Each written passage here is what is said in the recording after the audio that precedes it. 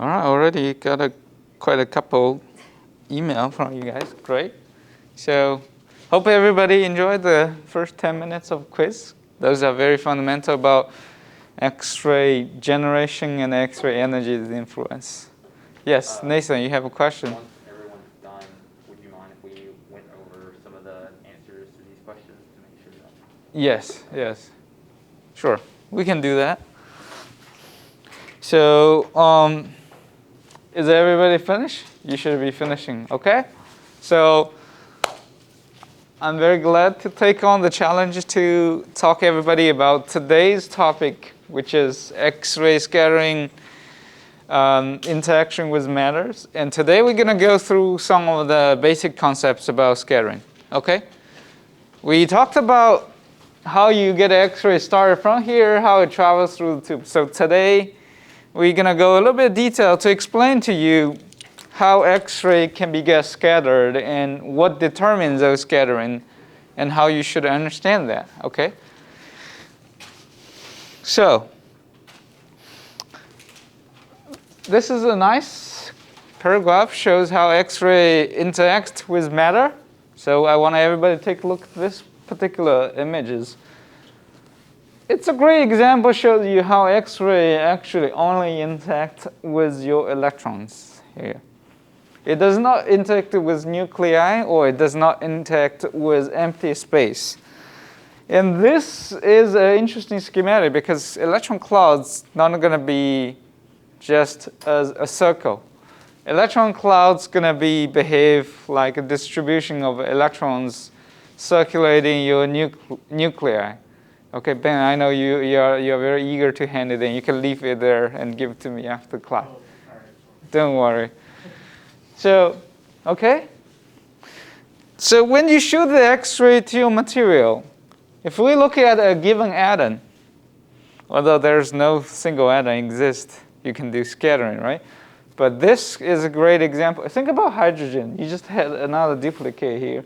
A nuclear electron clouds. So your X-ray going to interact with this electron, and we will go a little bit more detail how they interact with each other.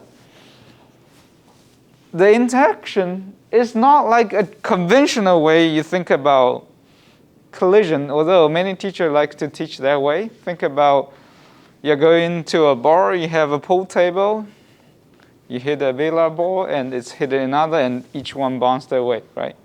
It's not that simple. Although it's very visualized the way you can think about it.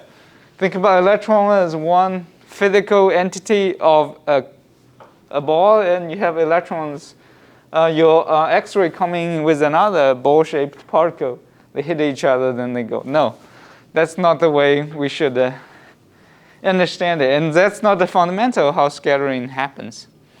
Scattering happens through the process when your X-ray being interacted with electron clouds. How and why? How is very simple to understand. Your electrons is basically a charged particle.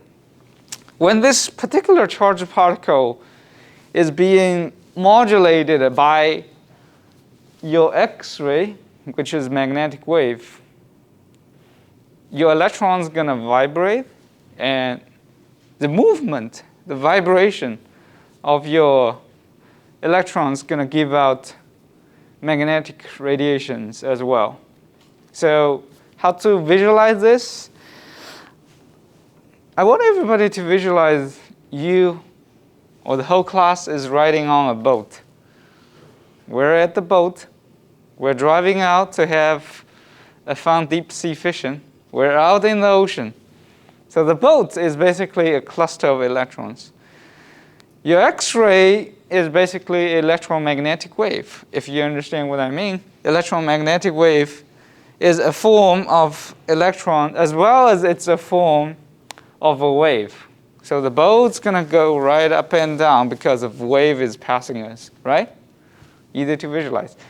So because of this electron is charged, the boat is up and down. It's going to generate its own magnetic wave, act its own antenna, and give out radiation in all directions, okay? and the direction has some dependence on your particle property. We're going to go into more detail. But that's how this particular electron cloud is going to interact with the X-ray. And you have different electrons within a given atom, so they all going to give out slightly different interaction, right? And I don't want to make things too complicated, but now think about there's many boats in the ocean. Each one is radiating their own waves. Those waves can interact with each other. So that's why a collective body of those waves is going to give out your final signal. Okay, as shown here, measured by detector. Detector, basically, we haven't talked too much about that, but later on I will explain to you. This measures the intensity of the amplitude of how your wave is being enforced. I have another more vivid example, but let's start from maybe directly jump to that. That's easy. Sorry. Yeah, please, Lena. Is a boat a cluster of electrons, or is a boat one electron? Because you said there's a lot of people on the boat. You know, it can be both. Depends on what you're looking at. Since you mentioned it, why don't we talk about this first? Because I'm a little bit jumping back and forth. So fundamentally, we want to start understanding with one electrons to understand more complicated. So in this is atom, this is electrons. So we're going to explain today what happens if you somehow have one single electrons, how it interacts with your beam. And when it comes to more complex, a single atom, it can be hydrogen, it can be oxygen, how this interacts with it. So now you can think about each of us is on this giant boat which carries tiny boats, right? Then you have more complex molecular. This still represents one atom. If you zoom in, right, this atom has a lot of electrons. This atom, hydrogen, this carbon has different electrons. They all going to emit their own X-ray, so they're going to have some interference, depends on where these atoms are located. And then you have more complex molecular or crystal lattice, which we're going to go step up and up and up in complexity. Let's start with simplest example. We're going to talk about single atom first and simple shape. Simple shape, what do I mean by simple shape? Let's first forget about the molecular. Let's assume we have just a simple shape, circular shape of your molecule made of the same atom. Let's say go nanoparticle. That's easy to interpret because all the atom is within it and within a given shape. So now I want to go back. So here, let me see how I could play a movie with on. It actually works on iPads. Breakthrough. So now this is a double slits example. Okay? So I will play it a couple times, but I will point at one thing. What double slits is basically you have something has a certain wave being generated. You pass through a tiny slit smaller than the wavelength, so this wave is going to be scattering in one direction. If you have two scattering points, each of wave would have two possibilities. Let's say you go to surfing. If there's two tides is colliding each other. Here, if you look at this bright part, you can imagine this is the high top of your wave, and this is the bottom of your wave, and wave travels up and down. Wherever they meet, they have three actually possible ways to interact with each other. If it's a top of two waves, your force or interaction going to be added up, and you're going to have a very tall wave, which represents this very bright spot. And you can see you have several of them along your wave. We call it technically constructive interaction, okay? Because peak of the wave add to another peak of wave, they're going to boost each other. There's also regions that This would be, let's say, if you walk around this peak of one wave, you will see it is brighter here, but it is not so bright, and it vice versa. So if a peak hit the other parts, the bottom, it's going to cancel each out. So there's actually no wave if you somehow could stay there. Another peak, another, nothing happens. But if you somehow put a detector here, think about now all the positive waves going to hitting this spot, and here is somehow all the canceled wave going to hit in this plane, then another strengthen one, another cancel one. This is actually a nice way to represent scattering. Let me play it one more time. You got electron X-ray coming in interacted with two electrons. Imagine this is one electron, this is the second electron. They're both going to emit their wave. There's a region they're going to be construct at this particular angle. It's going to be constructive interference, which results in bright spots in your scattering. No signal, another bright spots.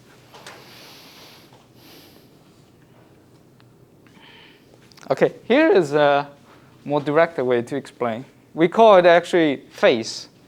Phase is what we call how to interpret these waves. This is we call phase 0, and this is basically a 2 pi phase, right? Think about the AC current we generate in this room, in this socket. It's the same wave, okay? If those two waves are in phase, which means their starting point is exactly the same. They both start at this time 0 and position 0. They're going to have constructive interference. That's what I already explained in the wave. That's how the amplitude will add up. If this wave is only 1 meter high, this guy is 1 meter high, then there's a point when they both constructively interfere. This is going to be very strong. It could be 2 meters tall at the peak. But if they're out of phase, right? The peak of the wave is here. The other peak is shifted by 180 degrees. If you add this on the top of there, this top peak is canceled by this bottom valley. They just happen to be canceled out each other. No scattering. That's basically how you should interpret if there's multiple scattering sites within your molecular. Okay? So think about, let's go back. Think about this picture. Now this and this electrons will emit wave, and they will do some certain of interference. And there's more, and we need to consider the interference in a more complex way, because each of them will play a role. And the more bigger the molecular, it can be more complex. But don't feel overwhelmed. We actually will show some simple math. You can study the scattering from any given molecular and any given geometry. This has actually already been done. It's not so hard. If you have a single molecular you want to see the scattering from it, computationally and mathematically, it's straightforward. You can get it down pretty easily. Okay, there's a standard software as well, so you can do forward calculation, which means I have an object. I want to know how its scatter looks like. You can do that.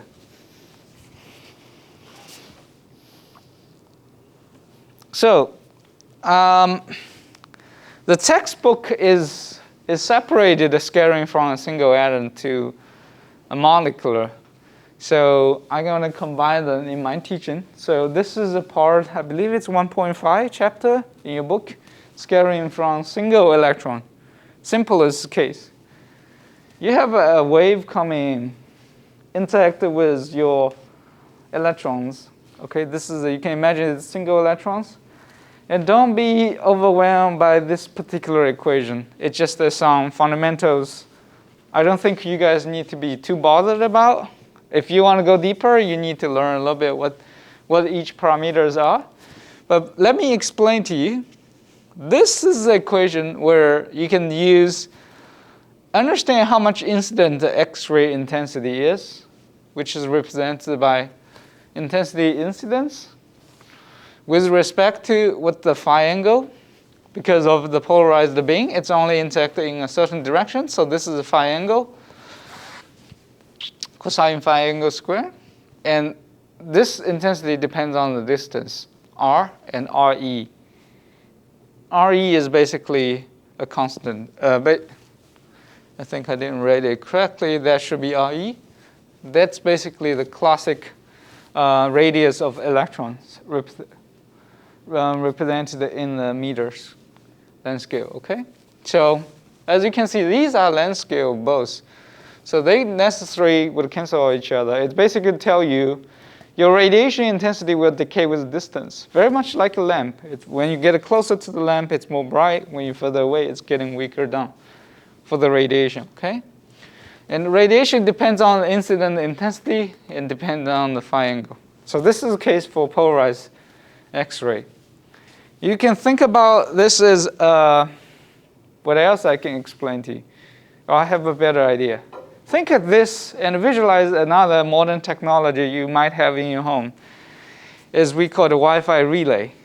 Okay, you take the beam, you cannot relay it again, intensify it, and it can be relayed in all different directions. And that's basically what this electron is. It's relay the X-ray when it's coming in and re-emit it.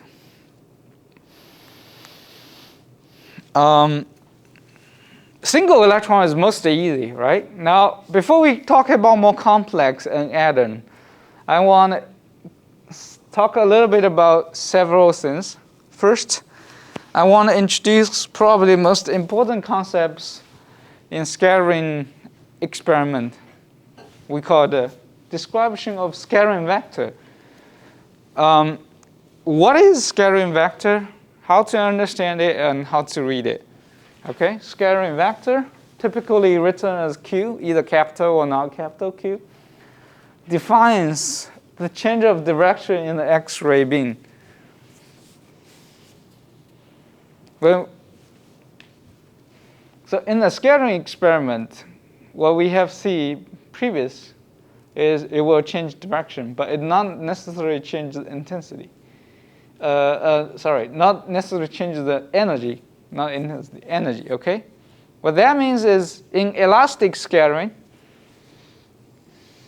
when we mean elastic, is defined as when X-ray interact, beam bounced to another direction through what we talked about, the interaction with electromagnetic wave. There is no change of energy. You only change direction. So that's why a lot of people like to teach this part in scattering as in a pool table, because it's kind of, if you put it in a dark clothes, you don't teach anything happens at electron level, it basically looks like ball bouncing with each other, right? But there is one important parameter is to understand how this Q is, okay? So let's first zoom in this part, look at this with this Q. Then when people talk about scattering, everything is typically expressed in a vector. K in, this defined as incidence light vector or incidence X-ray. So if X-ray comes in this direction, that will be the direction. And you can return as a vector for your X-ray. Once it's being scattered, it changes direction. This theta can be arbitrary, okay? For the sake of discussion, we just call it somewhere about 30 degrees. So X-ray comes in interacting with this matter and found an angle it's preferred to be constructive. Let's K out.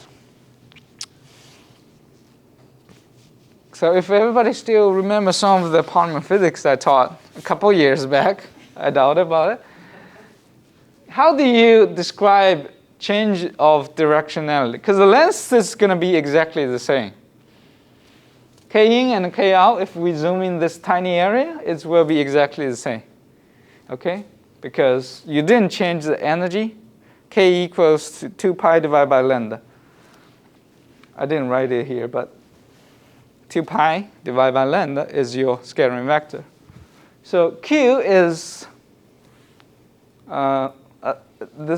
Q is the scattering vector. So how do you understand the Q?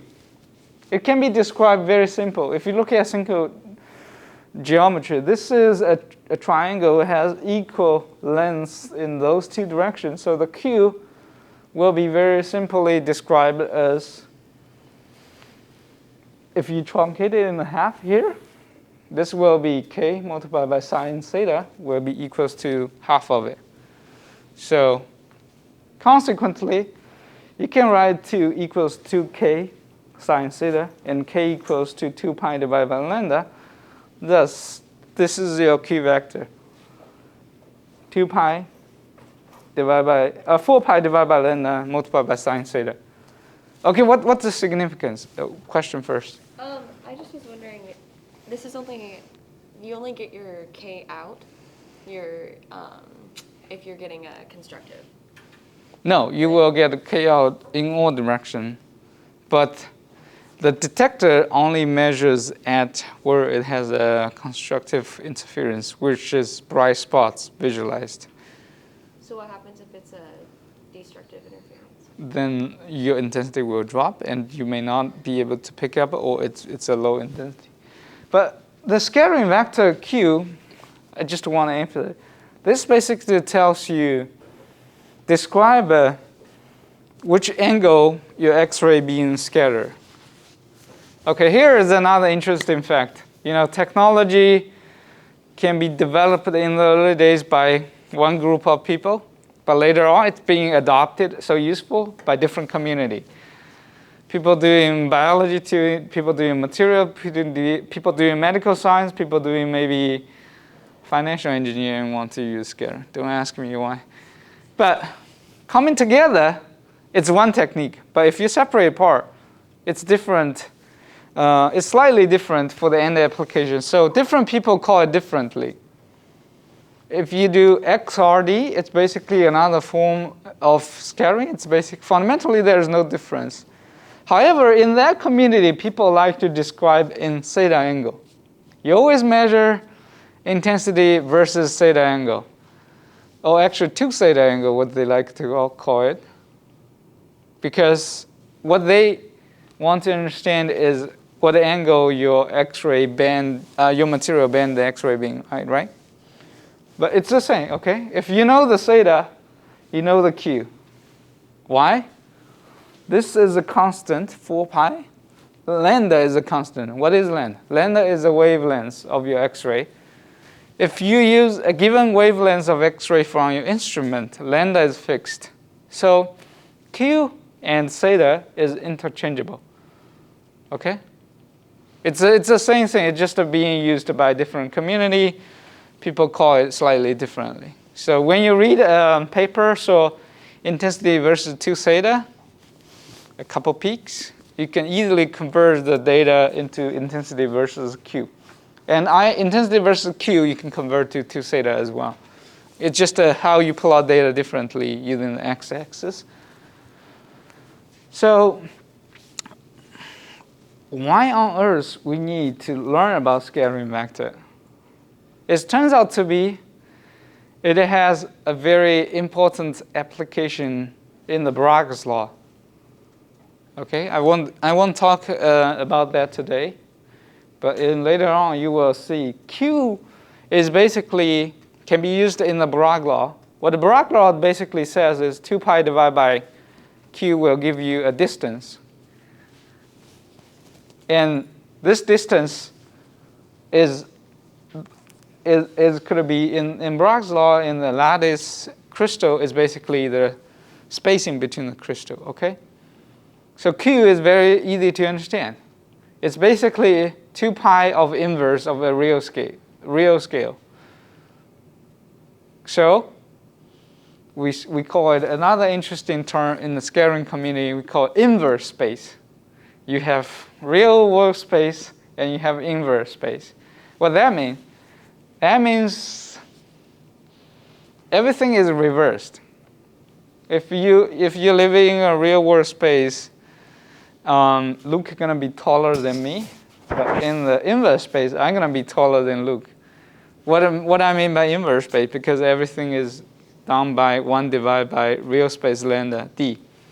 Okay, everything is reversed.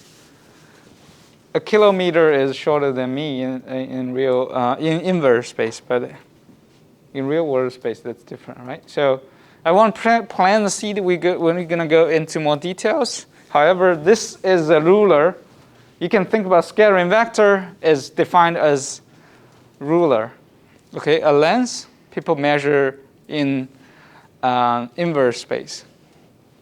If you see a q equals to 1 and q equals to 10, you know 1 is going to be longer than q equals 10. Okay, because it's inverse world and it's popular in that world, and that's a basic unit. You can think about scattering vector as a meter in inverse scale. And we understand how this comes from and how to define it. That's very important. This is a fundamental concept. All right, so if everybody pay attention to, scattering vector depends on these two.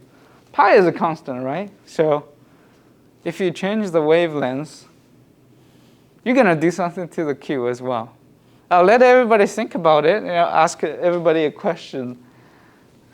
How this is being impacted in not designing an experiment from transmission perspective, from other perspective, how lambda and theta is intercorrelated.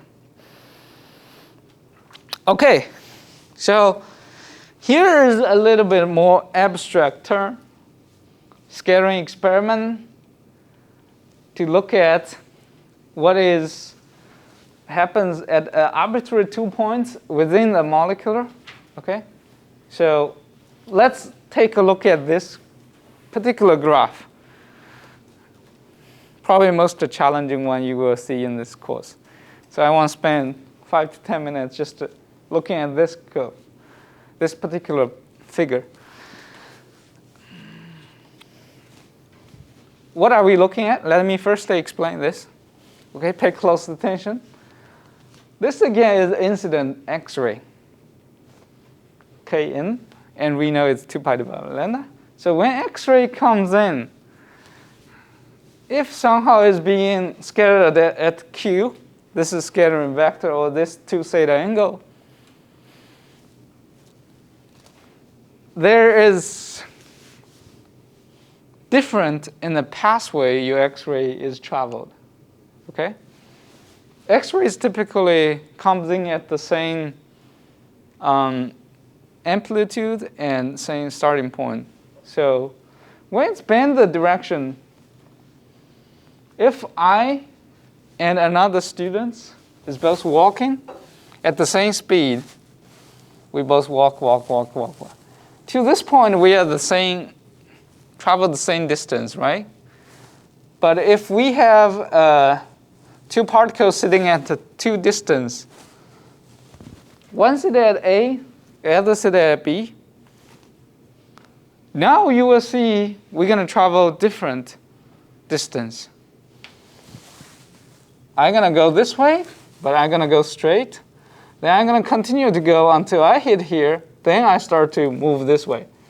So originally we are at the same face, but now after we pass, you already see this guy is way ahead of the other. So they will be out of phase, right? You hear what I mean by in phase and out of phase? Let's do it again.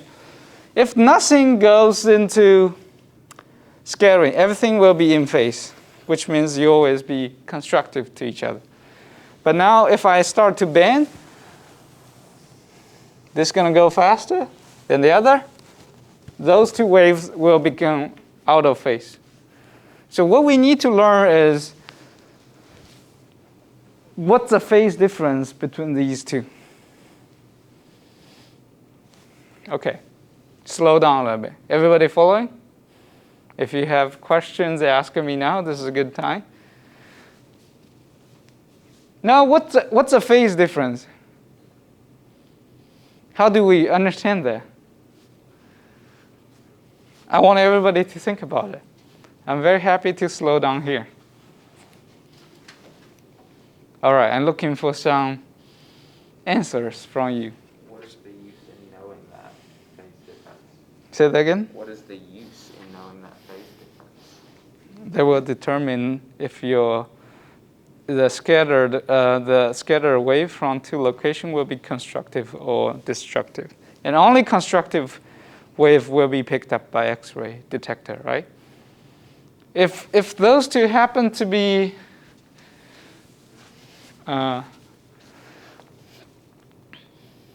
let's come back to here, Nathan. So in phase means they're always going to be able to see it by the X-ray. But if they start to bend, let's look at this. This is a particular good one. So let's take a look at this tiny graph versus that one. They both have the same lambda, right? And they both start from a peak. Yeah, that's right. They're both at the peak, which means they should be in phase. So now I'm going to do something funny and interesting. My two arms are same length. If my arm is not the same, I probably will have problem. So now, if I start to tilt, you will see it start to shift in phase. When will the angle shows next in phase? When?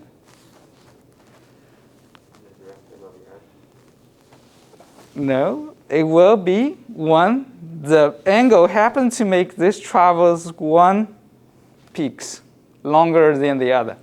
If you count this 1, 2, 3, 4, 5, 1, 2, 3, 4, 5, 6, they will be in phase again at this angle. But anything in between will be out of phase the angle. Right? Did you see that? Everybody see it? Okay, if I keep moving, I'm going to have another opportunity to be in phase if I have, this is going to be 6, this is going to be 7, and they're going to have the potential to be in phase again, right?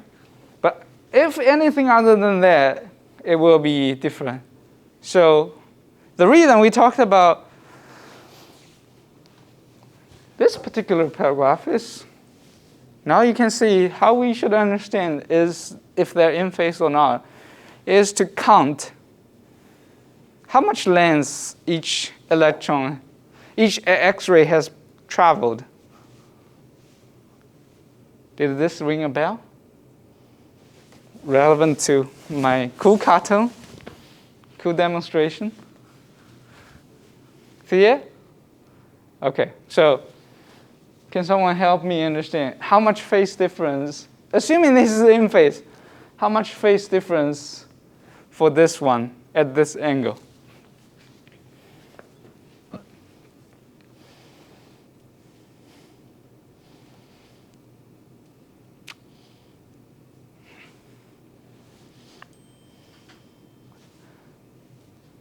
Luke, please.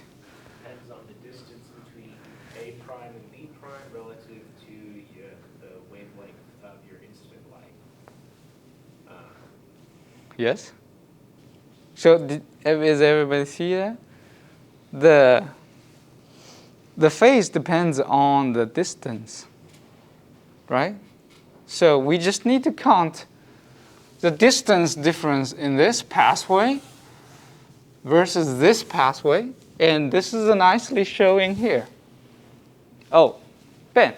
Isn't it also dependent on the incident wavelength as well of the X-ray? Yes.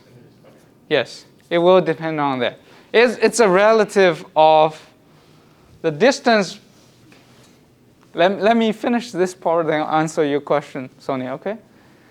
If you look at this particular wave, at A and A prime, they're both in phase, right? There's no phase angle change. But now, if we start to bend angle, the bottom X-ray travel A prime B, this much distance, and top only travel A B prime, a shorter distance. So that's a distance difference between these two, and that defines your angle Okay? And how do we know what is the value of A prime B? Oh, I think everybody forget about vectors. So you have a vector, you have another vector. It's basically a projection of AB vector at the incident X-ray direction, right? Do I need to teach a vector class? Looks like I do. What is dot product in vector? A dot B equals to? Like the vectors align in the same direction. Yes, Michael, thanks. Thanks for bringing all the knowledge in the polymer physics class. So we taught this in polymer physics. So it's basically a projection of this vector in the direction of the other vector. Okay? So if you look at this AB vector projection in here, that's exactly this value. The distance in AB, right? So we can generally written the phase difference will be equals to incident angle projection on R plus x at X-ray K multiplied by a vector this R. These two, K in and K out. And we know this is basically the scattering vector. So understand the phase difference can be further down simplified to be Q, scattering vector, multiplied by R. R is a vector between any given 2 points within your molecule. If you have 2 electrons, that's a vector connecting electron A to B. Okay? Any question?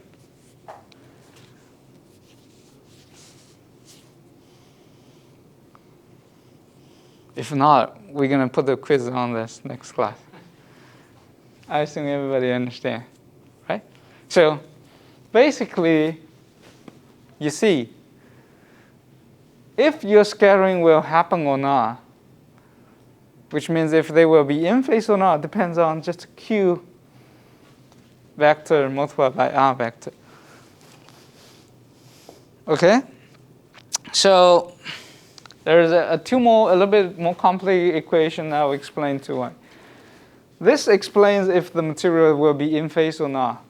If you know the electron density or where the electrons are located, rho represents electron density. Okay? What this means is basically you can imagine this is the distribution of electron within your atom multiplied by this exponential IQR. This basically tells you the phase difference. If they're in phase, if there's electron, it will scatter. So you can describe something we call a form factor. F stands for form of an atom. And we know atom has a pretty spherical shape in terms of electron clouds. You have a nuclei in the center, you have electron clouds circulating it. So we can easily calculate out what we call atomic scattering factor. And that's we're going to cover next class. Okay? Atomic scattering factor is known and very simple to explain. I'll show everybody how does, if you put a single atom, you shine X-ray there, what you should expect. And now you put atoms connecting to molecular, same expression, it just need to add up what is each individual atom scatters. You see, you watch the atoms, how interact they with each other. So it's sort of like a fractal way of think about it. If you look at it from the outer space, planet Earth, some of the coastal line have a certain shape. If you further zoom in, you will see the same fractal again. Same here. We need to start understanding how a single electron scatter and a collective electrons. This is most fundamental because you cannot break atoms. So every single atom scattering is no. Now you just need to piece all the atoms together to form molecular and how the molecular packs in the crystal lattice. Okay? With that, I want everybody go home to understand a little bit more of these two concepts. First is understand what is scattering vector, Q. That's a basic knowledge for this class. You have to learn what the scattering vector is, how to define it, why it's important, and understand basic scattering geometry. In this case, in every arbitrary 2 points, how to understand the phase happening at different scattering angle. Okay? Yunfei, you have a question? Yeah, I want to ask what is the definition of phase difference? What's the definition of phase difference? Is basically how one wave shifts with respect to each other, right? Yeah, and what? So the phase difference is in terms of what concepts are? In terms of, let me put here, in terms of phase difference, in terms of here, in terms of degree. So it's not only just the different distance between two waves. Yeah. So distance can be translated to phase angle by dividing by its wave number, lambda. Right? So if you know the lambda, let's say my wave travels at a quarter of lambda. That a quarter of lambda is basically translated to phase angle of 90 degrees here. You see what I mean? Phase angle is different with scattering angle. Don't confuse with these two. Are you confused? Okay. If you think about a circular shape, now you have a clock. Look at that one. On the top is 0 degree. If you rotate around, it's 360. Now look at the wave. 0, 90, 180, 270, 360. Is this clear to you? What this means? Now if you know the lambda, which is basically the wave number for your X-ray, lambda basically represents, if you have rotate one circle in the electromagnetic wave, what's the distance it traveled? 400 nanometer is the lambda for visible light. X-ray is typically, we talked about, a few nanometer, a few angstroms, depends on the energy. Is this clear to you? So now let's say we talked about in the next, if one wave travels 1.9 nanometer, the other travels 2.7, the difference is what? Those are arbitrary number. Tell me. 0.8. Yeah, if my wave happens to be, let's say, 1 nanometer, 0.7 is how much you traveled. Okay, roughly here. Your lambda is 1 nanometer. You know how much phase angle here, right? Is it clear to you? So you have to make such that one wave travels 3, the other travels 2, so that it will be in phase again. Okay? All right, with that, I would like to wrap today's class. So everybody think about what we talked about, the fundamentals of scattering, okay?